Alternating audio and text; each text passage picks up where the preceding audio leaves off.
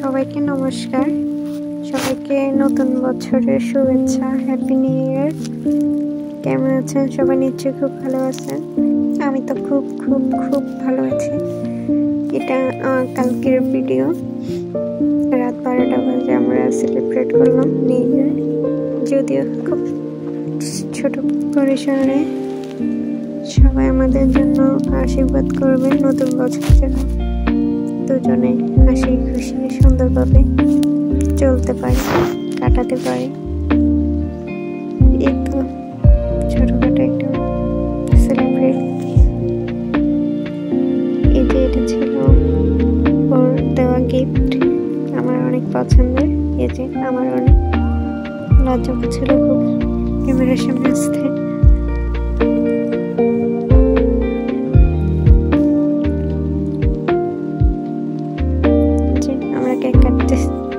যদি এগুলো 5 টাকার কেক। এই তো শেষ আমাদের নিউ ইয়ার সেলিব্রেট। তারপর পরের দিন সকালে পুজো দিলাম, গোপাল স্নান করে পুজো দিলাম।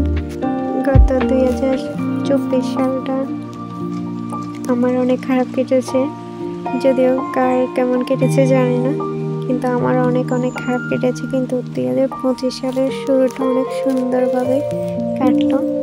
দেখা যাক সামনের দিকে কি হয়। এই যে গোপাল স্নান করিয়ে তাকে ধুতি পরিয়ে দিলাম। তারপর পতিতে চলে আসলাম সন্ধ্যা করার জন্য। তারপর আমি কৃষ্ণের জন্য, আমাদের ঘরে একটা স্থাপিত কৃষ্ণ আছে, ওর রাধা কৃষ্ণ, ওদের জন্য মালা বানাচ্ছে, পুতির মালা। অনেক শখ করে নতুন বছর নতুন মালা পরবে রাধা কৃষ্ণ। সবাই আমাদের জন্য অনেক আশীর্বাদ করবেন, আমরা যেন অনেক ভালো থাকতে পারি নতুন বছর সবাইকে নিয়ে। ভগবানের কাছে একটাই প্রার্থনা করি, পৃথিবীর সকল মানুষ যেন ভালো থাকে, সুস্থ থাকে, সুন্দর থাকে।